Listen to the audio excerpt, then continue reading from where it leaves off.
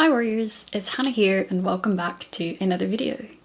Today I want to talk to you about a topic that was a big part of my own recovery experiences, namely extreme hunger. It's a topic I receive a lot of questions about.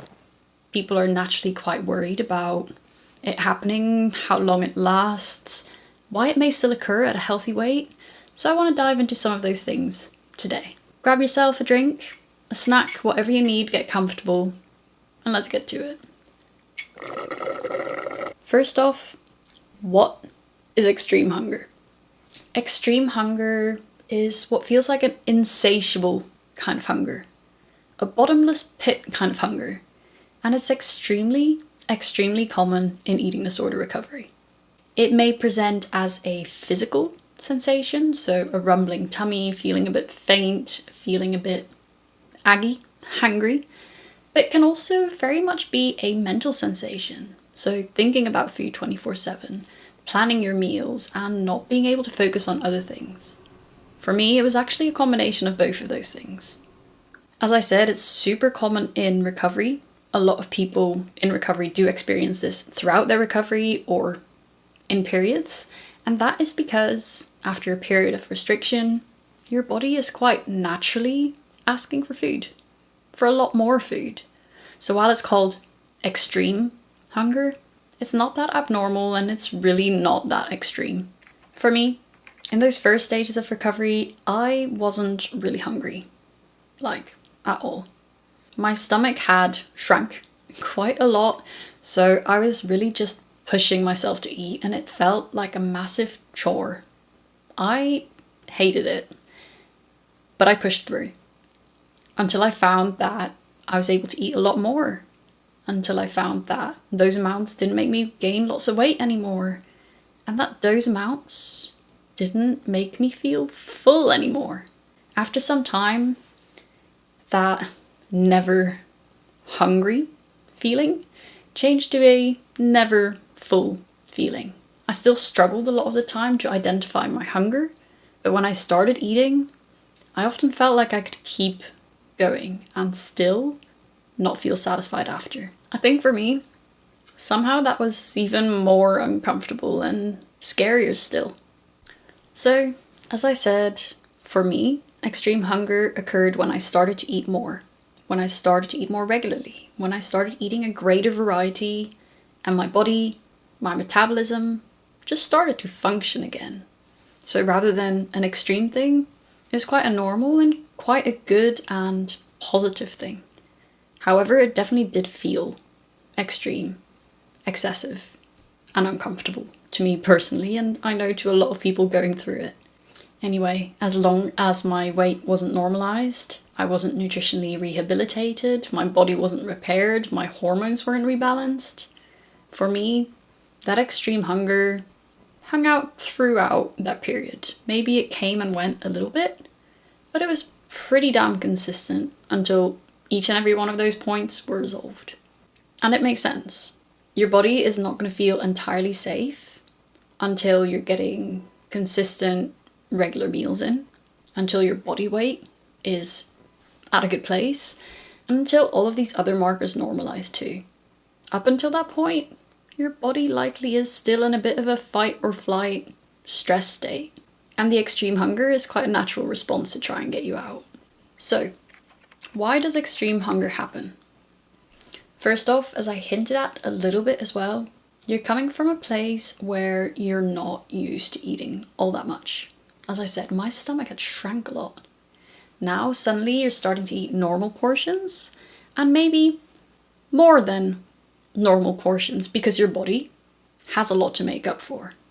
To the eating disorder, this seems like an insanely huge amount of food. It definitely did to me. So that is one of the reasons. Second reason, during restriction, your body goes into starvation mode, or it basically hibernates. Your metabolism slows down, but then when you start to eat more again, it speeds up again as well. And for a lot of people, it even goes into a bit of an overdrive. It doesn't really know how to deal with all of the new energy coming in, and it becomes very inefficient as a result. Due to this, a lot of energy may be lost as heat, and you may just need a whole lot more food than you did pre-eating disorder, or a whole lot more food than your mum or your sister or your partner.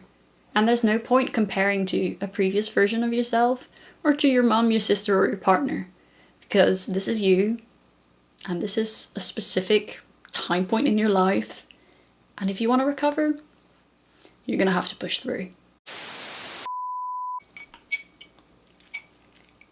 I was watching some of my old lockdown videos before, and when I first started brewing my own kombucha, and it's still going strong. This green tea kombucha, love it. Another reason for extreme hunger, again, I've hinted at this already because I ramble, it happens. But another reason for extreme hunger is the fact that after severe restriction, your body's gonna be a bit scared, a bit on the lookout for another period of starvation. It's gonna be in this constant fight or flight, high cortisol kind of state. Not only may this burn a lot of calories, increasing your calorific needs, but it will also require a signal from you that things are safe. And the best signal you can give it is lots of rest and lots of food, because you're not going to be resting or eating sufficiently if you're running from a tiger. You're going to be resting and eating sufficiently when the environment is safe. So that's the best cue you can give your body. Yet another reason for extreme hunger, and honestly, I can go on and on, is nutrient deficiencies. The eating disorder has likely severely limited the foods that you have been eating, and as a result, you may have some nutrient deficiencies. Extreme hunger for some people may last until these deficiencies have been made up for, until they have been resolved. So even if on the whole, you may be eating a whole lot more now, if there's still nutrient deficiencies there, that extreme hunger may hang around too. In addition to that, your body is just confused. It's a confusing period for everyone, and your hunger and fullness hormones too may be a bit confused. Ghrelin and leptin are both absolutely affected by restriction, and once you start to eat again, it may take a little while for things to balance out again. As a result, your hunger fullness cues may be a bit out of whack, but it is something that over time finds its way to its new equilibrium. Oh, and I've hinted at needing to eat and, rest. And that means taking rest from exercise too, because exercise too is a stressor. It's a healthy behavior for healthy people. When you have an eating disorder or are in recovery from an eating disorder, it puts those stress levels up. And the one thing you want to do is tell your body that it's safe and put those stress levels down. Always have snacks on hand as well, because you don't want to get to a point where you get over hungry. Nobody wants you to get to that point. So far, I've focused a lot on the actual physiological aspects of extreme hunger, but there's also mental reasons for why you may be extremely hungry right now. And a lot of people, when I mention this, fear that I'm talking about binge eating or emotional eating. But personally, I don't think it's all that helpful to stick a label on it. It's just eating. Your body needs food. Anyway, the psychological reason that I'm talking about is that permission to eat. If you haven't had permission to eat for a long time, if you've been suppressing your appetite, not listening to your hunger cues, being allowed to listen to your hunger again now, being allowed to eat more freely, maybe even go all in your recovery, your body is gonna have an absolute ball. An absolute ball. Anyway, the same way that a kid might pounce on a whole jar of sweets if it's not normally allowed these sweets, you may be experiencing the same. Until that kid learns that the sweets are regularly available and it's not a now or never kind of scenario, that kid's gonna pounce on those sweets in the same way that your body is gonna go through extreme hunger. Your body needs to relearn that food is now regularly, consistently, always freely available in order to let go of that now or never approach, in order to let go of that black or white thinking and to embrace a more abundance-based mindset.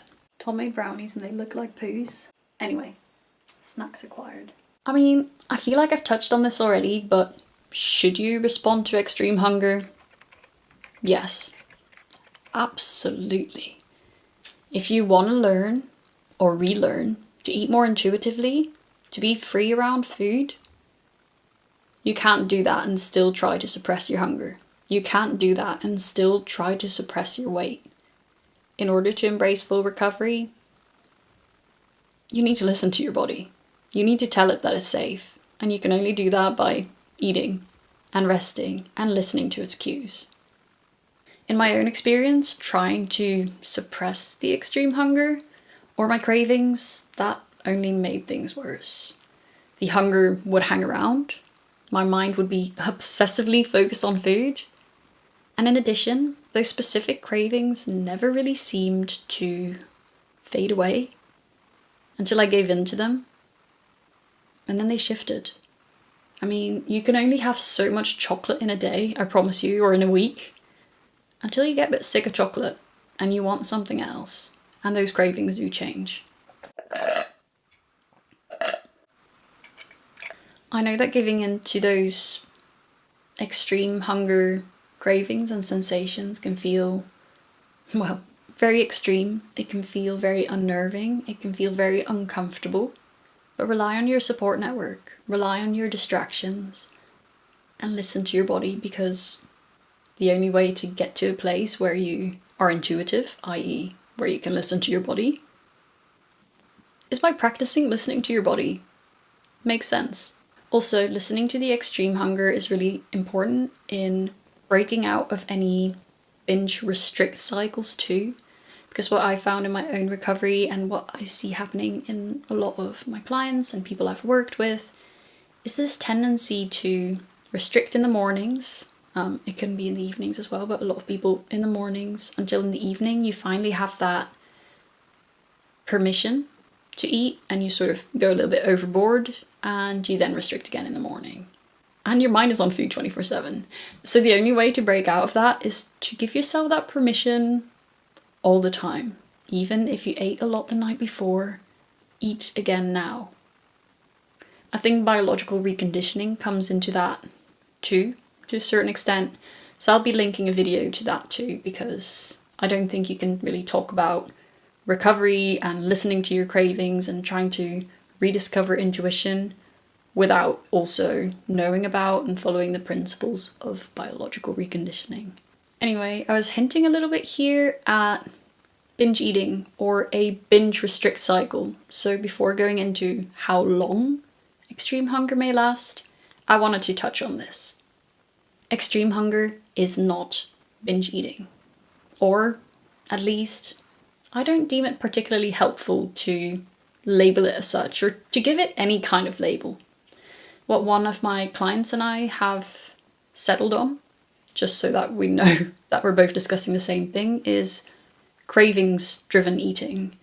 It's a bit of a mouthful, but bear with. Labeling this period as a binge, labeling it as extreme, puts a lot of judgment on this period that is actually quite a normal period and part of recovery. What it is, in fact, is a normal part of recovery. It's you relearning to listen to your cues, rediscovering what hunger and fullness, and maybe beyond fullness, feels like, and everything in between. It's a process, but it's a learning experience, and personally, I'd rather view it as a bit of trial and error than I'm binge eating, the world is going to explode, and nothing is ever going to be okay again. I don't know about you. But yeah, initially I did put labels on that. It did frustrate me. It did make me quite scared and uncomfortable. All that did was keep some minimal, sneaky restrictions going. So I think I caught on relatively quickly. No, it wasn't that quickly. I caught on eventually that those labels, that pressure just wasn't worth it, wasn't working. And yeah, it just helped me a lot to approach the situation from a different angle, to ask myself, if my friend had gone through years of under-eating, what would you expect to happen And if she was going through this extreme hunger, what would you tell her? And then telling myself those same things, because I found to be a whole lot gentler and less judgmental when talking about a friend than I did about myself. And really, I should be my own best friend. After a long time of eating lots, resting lots, reaching a healthier weight, taking a break from exercise, and importantly, allowing my hormones to rebalance, and then some more time and patience, I found that for me, the extreme hunger passed. And a lot of people too find that once all of those factors fall into place, the extreme hunger does pass. However, we do know from the Minnesota starvation experiments that sometimes it can take several more months even after weight restoration. Maybe even a year, maybe 2. And it's important not to compare your journey with someone else's or to put that pressure on yourself and resolving the extreme hunger. Your body will do what it has to do, and trusting that it does, to me, that was a big part of my recovery, to becoming freer with all of it and to embracing my life without the eating disorder. Because obviously the eating disorder had been, well, precisely the opposite. Not just letting things be, but, focusing, obsessing on food, on my intake, on all of that literally 24/7. Letting go of that is what helped me heal. So yeah, as you navigate your extreme hunger, know that it may last throughout your recovery. It may last beyond your recovery for a bit of time. It may come and go, or it may never happen at all. But it's normal. It's nothing to worry excessively about, but it is definitely something to try to respond to. In addition, be gentle on yourself. If you find yourself overeating, don't beat yourself up. Don't restrict after, but rely on other healthier coping mechanisms, i.e. not labeling, i.e.